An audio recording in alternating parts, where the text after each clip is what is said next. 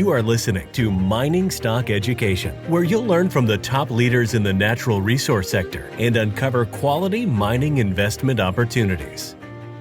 You can be the one that makes a lot of money. I've met too many people that have made a lot of money, multiple seven figures, starting from nothing, for me to think that you can't make money in this sector or that there's not an opportunity now. Why am I going to let a naysayer say there's no opportunity here when I already have 15 people's number in my cell phone who have made seven figures or eight figures specifically from doing this? I know it can work. It worked for them. It can work for me. It can work for you. This is Bill Powers with Mining Stock Education, and in today's show, I'd like to share with you a mindset, a key mindset that I think you need to generate wealth, and this is going to be applicable to more than just junior mining stocks. It's a mindset that I've observed in others as well as lived myself for some time, and I'm going to term it the opportunity mindset. Now, by opportunity, I don't mean opportunistic in that you're seeking to take advantage of somebody else, but rather you see an opportunity in which you can profit from, whether that's as an investor or whether that's in business. And for many of you, what I'm talking about today, it's not going to give you specifics of how to make money in business, but it maybe would encourage you to have a mindset that will then allow you to see these opportunities that you could seize and take advantage of. An opportunity mindset is the exact antithesis to a scarcity mindset, a mindset that there's not enough, that the situation you're facing is so dire that it just causes anxiety and discouragement alone. But even during times of anxiety or discouragement, if you have the opportunity mindset, you'll be able to see a way out of it. And sometimes when you pursue opportunities, they may not pan out, but those things, eventually one of them will pan out. And that's a point that I'd like to communicate to you today. And I'd like to share from some of my experiences, as well as from some people that were my mentors or colleagues, and how they pursued opportunities, and it worked out very well for them. But first, I'd like to share a flashback that I had recently. And at the end, I'll share why it's significant. So 17 or so years ago, I got a job working for a cleaning company as a manager. And a manager at a cleaning company, all that means is you're the backup toilet cleaner. So we did commercial buildings. And if my employees didn't show up, that meant I got in the car, drove to the commercial building, and did the cleaning that my employee was supposed to do that day. Well, in my first week or two of the job, I had to do a lot of desktop work in a cubicle around other employees. And I was working on an Excel sheet, I can recall, and there was two ladies that worked in the cubicle nearby that were in the office 100% of the time. My job required me to go visit the clients and check up on employees and stuff, as well as do the office work. But for this week or so, when I was starting off, I had more time in the office, and these two ladies were just nonstop gossiping the whole day, talking about what they did on Friday night that their husbands didn't know about, and all of this, and kind of tormentuous for me to have to listen to this all day. And so after listening to this for hours upon hours while I was doing my work, I looked up above the computer screen, and on the wall, there was a calendar. And sometimes calendars have different pictures that go with each month. Well, on this month, I saw there was a little cabin, this serene cabin, and it was fall in the picture, and it was by this waterside, this very private waterside. And I said to myself, how nice would it be to be there right now rather than here listening to these two ladies? And I said, someday if I could have something like that, that would be nice. And I'll share with you why I had that flashback here recently. But regarding junior mining stocks and the opportunity that's there and current sentiment, there is a disconnect, in my opinion, between the opportunity that junior mining stocks give the potential successful speculator right now and the sentiment that we see. The sentiment is the worst that I've seen since I've been doing this for 7 years. Just judging by the YouTube comments alone, which is one of the ways that I gauge sentiment, I get at the same time, I'm getting more negative comments than I ever have regarding, I wish I never invested in mining stocks. I wish I never found this channel. All I've done is lose money in mining stocks. And I'll get a comment like that, which the way YouTube notifies you. And then right on the heels of that, I'll get another comment of somebody who discovered some of my early teachings that I put on YouTube, or maybe some interviews with people that have been successful in junior mining stocks. And then they comment and say, wow, I'm so thankful for everything I'm learning. I'm binging your content and I'm seeking to really make some money, outsized profit in junior mining stocks. Now, the person that writes in, I wish I never found mining stocks, if they were to talk to that new person that's now excited about mining stocks, they would say, all you ever do is lose money, avoid it at all costs. It's a horrible sector. I hate gold stocks. I hate mining stocks. Now, who's right here? There can be some truth and some wisdom, albeit tainted from the person that is constantly saying to the newbie that just found it, saying some of the negative things about the sector. There's negative things to learn, but even if 95% of the people lose money in junior mining stocks, what that means is if you can discover what it takes to be part of the 5%, then you're going to make outsized gains. There is outsized gains in this sector because just by being so extremely cyclical that all the people that buy at the top, they sell to the people at the bottom. So there's going to be a lot of people that lose money, and you want to be one of the people that understands the psychology of the sector, understands what to look for in a specific mining investment, and then you can be the one that makes the outsized profit. As Rick Rule says, because the caliber of your competition is so low that if you really devote yourself and learn how to be successful in this sector, you can be the one that makes a lot of money. I've met too many people that have made a lot of money, multiple seven figures, starting from nothing, for me to think that you can't make money in this sector or that there's not an opportunity now. I know people that have sold their homes and tripled or more their money. Brian Lenny, David Erfley, just to name two. Warren Irwin was on this show going back to 2018, where he talked about how he made over $5 million on the Briek scandal, making money on the way up and then shorting it on the way down. For those that don't know, the Briek scandal was a scandal that gripped the mining sector in the late 1990s. And Warren was able to save up $250,000, $250,000, discovered this sector, and turned $250,000 into $5 million. Someone else that I featured on the show, Mark Zaret, I believe it was a $170,000 home equity loan, if I recall. He got a house, he was a musician, and all of a sudden he had all this equity, and a loan opened up to him, and he took that loan, and he turned six figures into a lot more than six figures. Mark was very humble when we featured him some time ago, 9 months or whatever it's been. But let me just tell you, because he's so humble, he's not braggadocious, but he's been very, very successful. And there's countless other people that I've met in the last 7 years since doing the show, whether it's just an introduction or going to a conference, to where mining stocks and junior mining stocks have been transformative to their net worth. And they were able to make it work, and it can work for you, but you have to learn.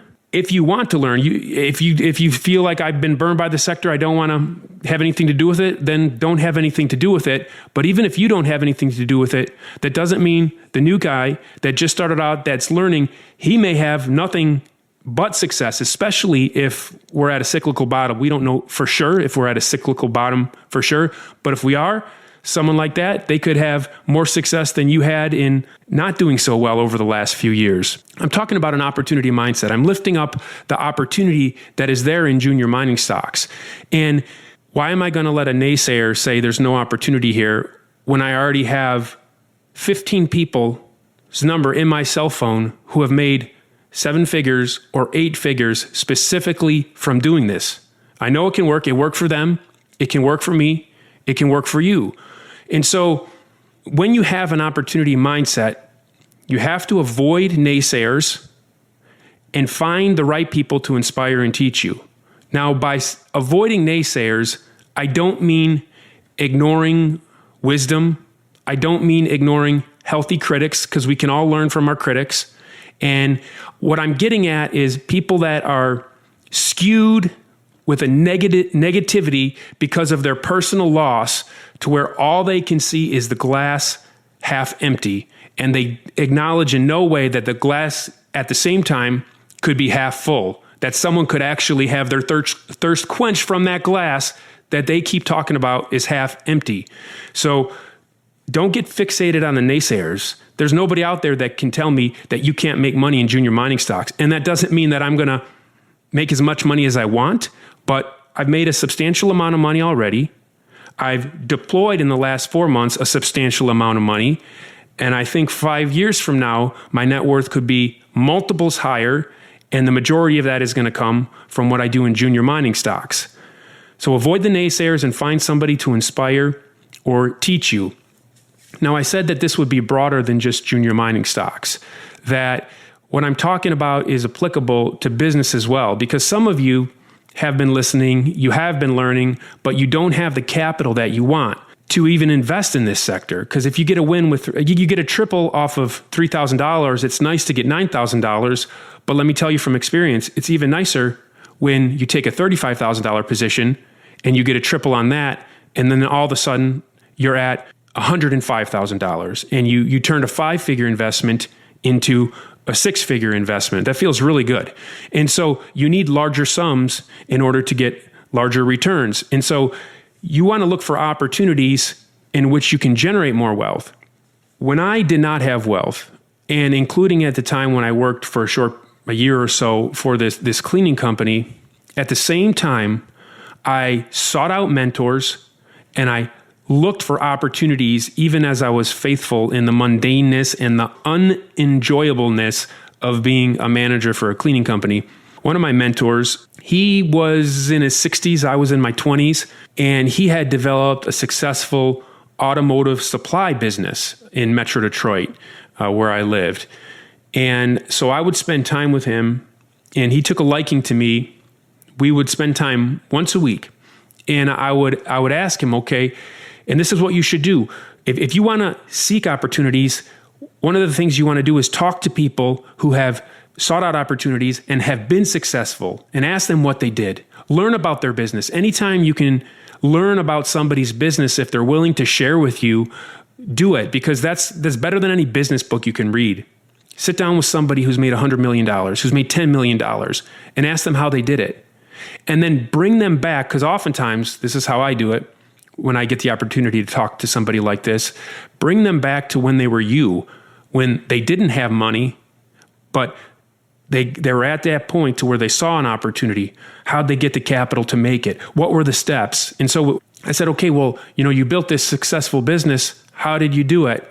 And because it was like 40 years or 35 years removed, he had to really think. And so I asked some probing questions, and he's like, well, I came up with this idea for this product that could go in, one of the General Motors vehicles. I'm like, okay, so you came up with I said, but how did you get all the money to build a factory to build it?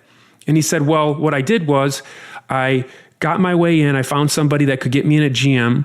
I was able to get before them, show them my idea, and then I got them to give me a purchase order for $250,000. And this was, 40 years ago. This would have been like in the early 70s or something like that.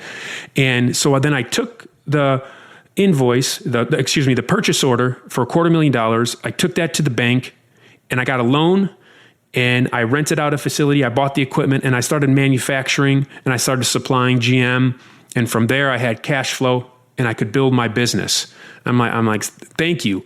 And so making money when you don't even have money, accessing capital. I asked him how he accessed the capital in order to do what he did, but he created something out of nothing. Recently, I was able to spend a full day with a guy whose business is worth at least $50 million, if not $100 million. I asked him how much it's worth, and he said, you know what? I don't really care because I enjoy what I do, and I don't have any debt, and I've built this over the last 20, 30 years, and I don't plan on selling it.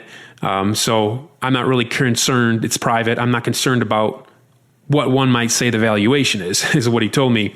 But for a full day, I asked him, okay, how did you start off? How did you get there? And as you get into the mindset of a person that's been successful, you get to hear from them, even if you're not interested in that type of business in general, be interested in their mindset and how they pursued the opportunity, some of their challenges, how they overcame it, how they got their initial, large sum of capital to build their business. My grandfather would tell me when I would talk to him as a boy, his dream, he grew up in Chicago. His dream was to have 10 grocery stores. Well, he didn't achieve that dream fully, but he had 2 grocery stores.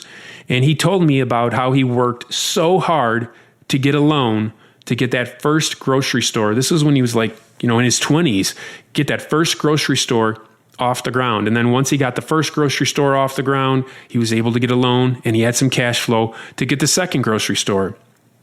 When I ran a construction company, and for those that care to know a little bit more of my background, I'll link above on YouTube or in the show notes on YouTube and the audio podcast if you want a little more of my thoughts on how to generate wealth and a little more of my background. But at the time when I ran a construction company, I had a friend that I met who worked for actually a competitor, but we became really good friends. And he had, I think, a GED. He didn't even graduate high school. But if I told you he made $400,000 a year US, I wouldn't be lying. And he was a construction installer at one point, and then he saw there was more money to be made in sales. So he responded to an ad, and he knocked on doors, generating leads, not even selling the product to the homeowner itself, made $90,000 his first year doing that. Then the owner of the company saw how good he was, promoted him to a salesman, made mid 100s or something like that. And then he was so good at it that when one of the installers of the product that worked for the general contractor went out and launched his own business, he specifically approached my friend and said, "Hey, will you please run sales for me?" And that guy now makes hundreds of thousands of dollars a year, working about 9.5 to 10 months a year, because in Michigan, things really slow down in the construction industry outside in January and February. But I'll never forget what he told me. He enjoys knocking on doors and talking to strangers. And I said to him, so many people, they struggle with getting a door slammed in their face or somebody yelling at them or telling them to get off their yard. I said, "How did you deal with that?" He said, "By the time they were done yelling or slamming the door in my face, I had already forgotten about it. And I was focused on the next house I was walking to and the opportunity that was there at the door." And I'm telling you, this is someone who I believe had a GED that makes hundreds of thousands of dollars a year, more than a lot of people in suits and white collars. And he does it because he sees the opportunity and he won't let anything deter him. He's not going to let the naysayers. You don't even know they slammed a door in your face. Oh, well, don't be a jerk to them. Don't resent them. Just focus on the next opportunity. What is important to me, especially when I was working at that cleaning company and I was pursuing income, as I was also pursuing an opportunity in the nonprofit sector, is I wanted my time. That wealth actually wasn't my goal, but my free time and the ability to own my life and what I did on a day-by-day basis, to have control, large measure over that was what was important to me. So then I said to myself, how am I going to achieve that? And I thought about ways I could. I said, I don't have any capital to invest. Okay, well, I'm not just going to stop because I don't have any capital. In fact, I had debt at the time, but that's not going to deter me. So I researched a bunch of different opportunities, and I met a friend who became a very good friend, and he was involved in an invention where there was a specific ladder that was created.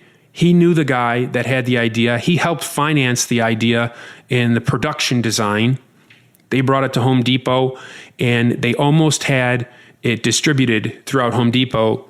And the royalties on that invention would have been millions per year, because they had it worked out with a manufacturer in Home Depot. The deal ended up falling through before it could be consummated. But my friend taught me all about that. And from learning from him, I began to think about inventions. I'd literally go to Target when I had my sons were really young. And I remember standing in the board game section at Target and just looking at all the board games. And then I would think, and I would say, if I could invent a game that I could then sell to Hasbro or Parker Brothers, I could get royalty on that game. So I could use my mind to create something that could be valued by others. They could manufacture it, market it, distribute it, and I'd get a piece of all of that. So I began to think about intellectual property. I began to think about inventions. And so I often was in Home Depot for what I was doing, and I would talk to other contractors, and I would specifically try to see if they had anything insightful. And I came across two people that told me about inventions that they had. And I pursued both of them and had meetings with both of them. One of them I thought had legs. That one I brought to my friend who was involved in the latter deal, and we pursued it. We paid him a sum, came up with a contract, and had a percentage ownership of this idea. We tried to work on it. We eventually brought it to a patent lawyer, and the patent lawyer just told us, this isn't going to work. That went nowhere in terms of what it made me for money. But I'm lifting that up to share with you that that's the type of mindset that will eventually yield 7, 8, 9, maybe 10-figure returns. Because if you're right in that opportunity, you get a leveraged return, and I would have owned my time 100% besides the time I needed to take those checks and cash them. I have friends right now that would make $2 million a year for over a decade, and they would do it because of investment deals that they put together 20 years ago. And then even when the returns diminish, they're still cashing checks for $300,000, $200,000, $100,000 return on investment from deals they put together 20 years ago. These opportunities are out there, and you have to find it. And sometimes you get discouraged. You get discouraged, or maybe you have anxiety and you get overwhelmed. And one thing that has worked for me is that every week, usually on a Saturday morning, have a quiet time each week and get recharged. You have the busyness of life. You have to have a time where you focus not on the busyness of life, running to get groceries, taking the kids here or there, cutting the yard. I have to do this before that deadline. You got to put that stuff away. That stuff can bog you down. And you have to just settle your heart, and you have to focus on what you want, the goal you want. What I do is sometimes put together my finances, what I need, what my goals are, my income, and I put it there, and I spend time just thinking about it. And what would be a solution to the situation I'm facing? And then I would get myself encouraged to pursue a new opportunity. Just because the invention, intellectual property thing didn't work out, that didn't deter me, because I was looking at real estate opportunities and how to make money with no money. And 2 times in my life have I had, I would say, anxiety or a panic attack. One was when my oldest son was 18 months, and my second son was on the way in about a month. And I had quit that cleaning manager job, and I had launched out on my own with an air purification distributorship, and it wasn't going so well to begin with. And I remember at night I could not sleep. And I'm not an anxious person, generally speaking, although we as humans all deal with anxiety at certain times. But I specifically remember just sweating and saying, what have I done? I have a kid and another kid on the way, and I'm stepping out, taking this risk to run this business, and I don't even have enough money to pay the rent right now. And I remember my wife said, Bill, calm down.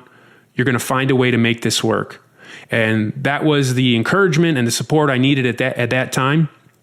And in those situations, when you feel overwhelmed by discouragement or anxiety, or everything seems to not work out for me as you're pursuing your business, career, or investments goals, just take small steps forward anyway, even when you're discouraged, even when you're filled with anxiety. And through those struggles, just sit back, have a quiet time to get recharged, to focus your vision on where you need to go, and get inspired or taught or mentored by the people that will help you achieve your goals, people that have created opportunities, been successful with opportunities. Learn from them.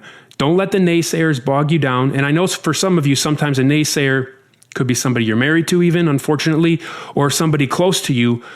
And you can't just 100% cut them off because of the relationship. But at the same time, don't let that bog you down. Take small steps forwards anyway, even when you're discouraged. And remember that little achievements eventuate in a big achievement. The little steps matter moving forward. And a lot of what has caused me to achieve the financial success that I've achieved today is what I learned when I worked so hard and didn't make any money. because I never lost the opportunity mindset. That's why I got into junior mining stocks, because I saw an opportunity for leveraged return, had a little success, saw I could make more money with this. And then I went from turning 4-figure investments into 5-figure investments. Then I turned 5-figure investments positions into 6-figure returns on a stock.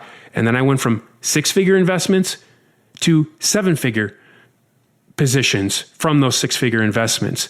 And who knows, maybe by the end of this sector, I'll turn a 7-figure investment into an 8-figure in return on a specific position or stock that I invest in. We'll see.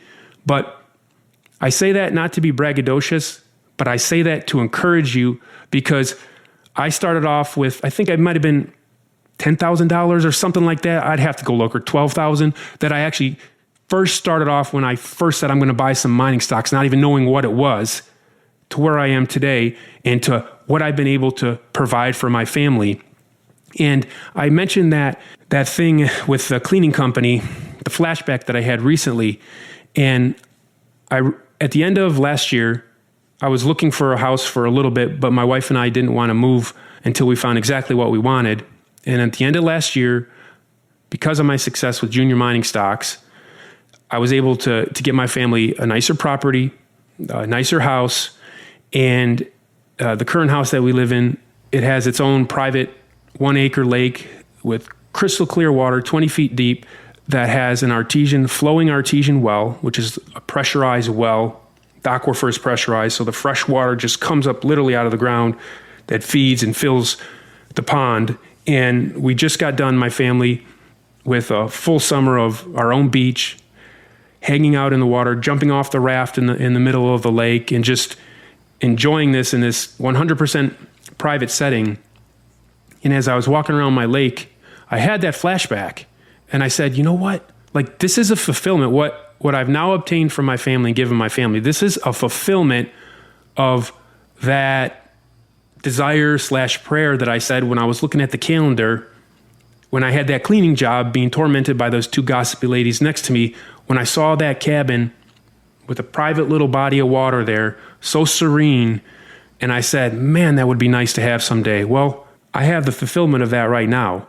And it's because I pursued opportunities. It's because I didn't give up. And what I hoped for then is now a reality for me. Not just a possibility, but it's a reality for me.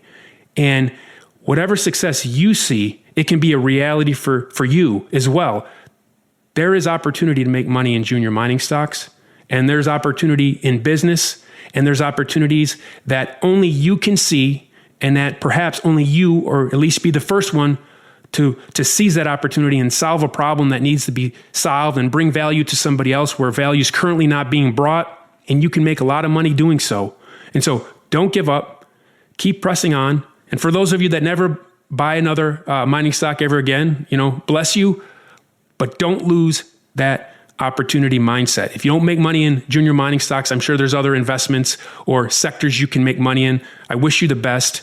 And so I've had this on my heart to share for some time, and hopefully this came across the right way.